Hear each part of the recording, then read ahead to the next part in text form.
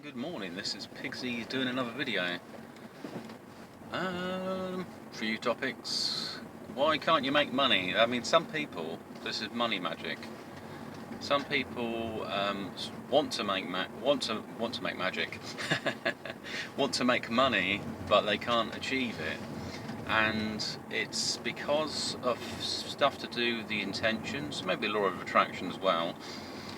In that the desire is to get money to fulfill a desire, rather than basically for the accumulation of money.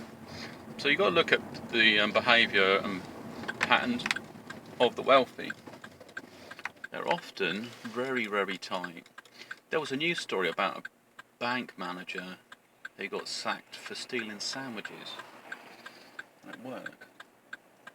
But the guy gets, he gets probably about £1 million a year.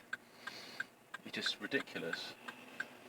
But it's probably a quick way to get rid of him, dismiss him. You don't have to pay him a pay package, which probably got to pay him about 10. You've got to pay him how many years he's been working in his pay package, which is probably going to be £1 million. But it's amazing how much people get paid. Let's go. I'll be sat on the fence all day long. But I guess the point is that he's naturally kind of greedy in that way. And the other thing about money is that people want to attain money, but not so necessarily to use it, just to have it there. You know, like how banks operate. There was a stuff to do with Jeremy Corbyn, well, I guess he was the leader. Or he still is. Yeah, he's still the leader of the Labour Party. Yeah, that's fine. And he was saying about people shouldn't be too wealthy, basically, like there should be a restriction. The reality is, more the restriction is most people can't take all their wealth out of the bank. The bank would only limit you to taking so much. You could transfer it between banks, but to actually take it out, I mean, you could turn to a bank and say, what I want is I want my £1 million out of the bank, I want it in gold bars. In order to do that, it would take ages. They might actually refuse to do that. So there's different problems. It's a bit like somebody, I was watching some kind of conspiracy related video, and some chap wants to pay his mortgage off in cash, and they wouldn't accept it, which was something stupid like that. It didn't make any sense. If they want the interest, they don't want them to pay it off. I don't think legally you can stop a person paying their debts off. But there is, if you pay it off early, there is like a penalty in some way, which there shouldn't be really.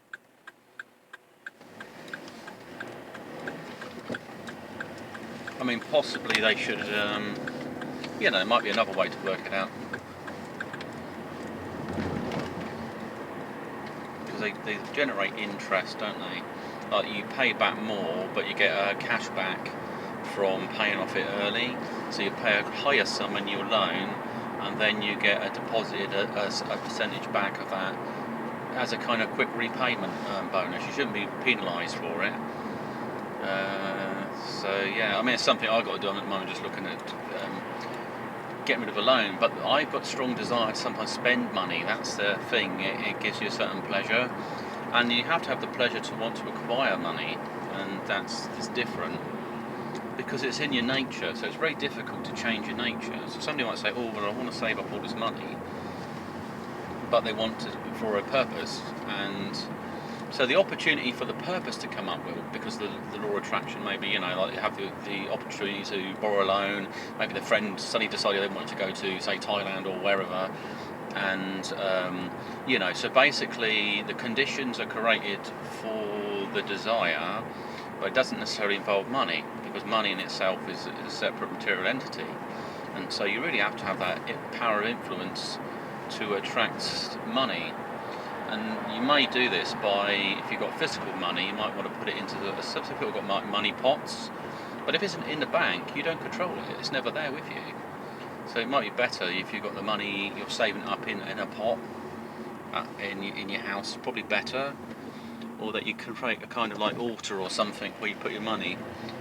It's a bit like I've got things where I put like valuables in little chests, and I started getting some other things, and I was using on the kind of the money magic side, I was thinking about buying some like Roman coins, because they're things that have been used for well, maybe centuries before they went out of commission, or longer, and they meant a lot more to the people there. So they've kind of added their energy, their collective energy, their will to that coin. It sounds a bit bizarre, but like, it's a bit like luck. If you've got something that means something a lot to a person, they've kind of they've enchanted it at some level. That's what it's, enchantment. Something's got like the lucky rabbit's fur. If you got it from someone else, it's not necessarily going to be lucky, not sure you believe in it. But if it's something you've created yourself and you've got a strong belief in it, it generates a lot more power. I found a lot more spiritual development. So I've mentioned probably in my videos, I do a certain yoga technique, but there's other things I've learned about chi and energy and connection. So if I got a plant, I put a field of my own energy and I sense it, and then I can project my energy into the plant, and I can also draw energy out.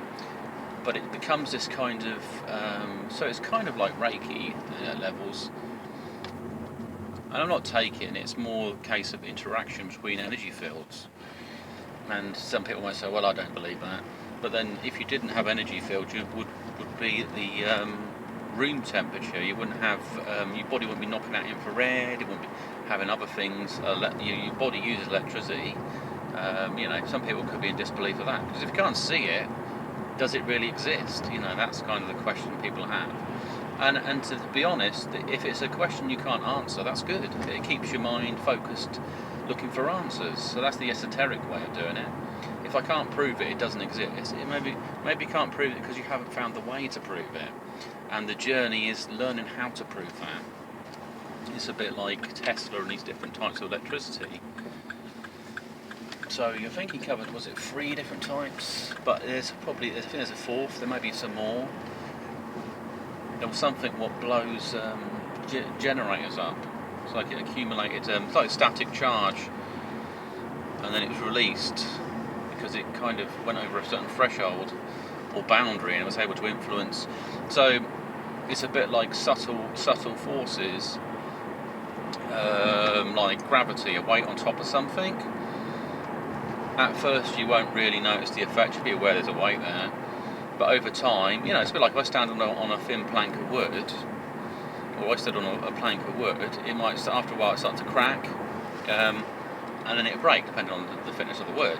But if I stomped on it, I may get no result whatsoever, because what I've put on is a subtle force that's accumulated, and then slowly has worn it down and caused fatigue, and then it's broken. So it was a different application of power. But I might have applied that force in one go with one sort of stomp, and it had no results whatsoever. It's like the moving a dead weight over moving a kind of something with a momentum. You can just basically redirect the momentum, and it's easier to move. But from a stationary, it's harder. So there's money magic. So yeah, possibly the thinking and has affected why you want the wealth, the desire, and also how you impact on other people. Are you wanting to take money away from them? It's like people caught up in the lottery. So it's more complicated of how do you focus your spiritual mind? Do you want to try to figure out the numbers? Are they lucky numbers? Are you trying to prove that you have luck? I mean, are you trying to acquire money? You're just trying to change an event in some way. So you have to break down the chain of events that would lead to winning something or acquiring something, and then what you felt every step of the way. That's why some rich people also grew up in poverty. They knew the basics, and actually survival was the reason they went through, but then they also never wanted to be poor again. So their desire is never to be poor, so they always want the money there as a kind of safety net. Or you focus on that desire, or you might be, if you've got your children involved, you want to have a nest egg for family. You might say, I want something to protect my family, and things like that. So it's more intelligent thinking, how to invest, how to grow yourself. So I was thinking what else I was going to talk about. One sec. So I'll probably move on to fasting. So I'm still doing my fasting. I'm finding it easier when I eat a lot of salads, and I use a lot of some cider vinegar or vinaigrettes. I find the vinegars it satiates the body easier. I mean, there's still some sugar desire, depends if I let them in. And there's things I think I wish I never had. So it's important to look after the temple. Sometimes there's people, they do it all the time actually. They give you food that they don't fancy because it's just gone off, and they feel that you might be able to eat it, or it's of value to you, but they don't want to tell you that it has no value to them. But they're quite happy for you to eat it. And I mean, there is a trick. You just whack it in the microwave for a little bit just to warm it up, retain its moisture back out, because it might be moist at the bottom. And but it'll bring it to life again. However, you don't really want, if you think of your body as the temple, you wouldn't bring dead flowers to a temple and rotten things, would you? Not unless you're into some sort of death magic. I mean, some things are good when they break down. If you mixed it in with something that was good bacteria into the food, then it wouldn't be a problem. Like, salad at room temperature is not going to be a problem. It's probably better like that. And if you have something that's been a fermented type food, will be fine with it. So it just helps break it down when it's in your stomach, because it's not going to instantly get digested. And sometimes warm-up salad is good as well, because there may be chemicals that have been used on the salad that you might want to break down, and it's nice to absorb the energy of a plant, but you have to understand what you're doing with that. And I think also where I want to go more spiritually in my diet, because lots of people are saying, oh yeah, if you go vegan you get a higher vibration and all this stuff, but it won't necessarily suit me. But what I would do is products produced from animals that didn't involve maybe the passing of the animal, sometimes better in certain ways. So like cheeses and milk, and I mean milk may be processed, but it's goat's milk. I mean, I'm still open to eating meat, but it's more of a spiritual prayer for that animal in some way. And I'm also looking at Sufism, because I learned about my yoga recently that the person who restructured the yoga, these loads of different yoga type arms, I guess, or schools, recategorized it for the modern era. That's what they said. There were some elements of Sufism, like you believe in a light inside your heart. So that's your inner Allah, I guess, illumination. So I need to fully understand that, but there's also a lot of stuff I don't believe in.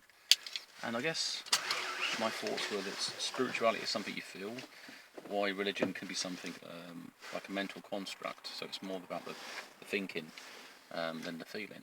So there we go. Anyways, peace on up there, as we just said.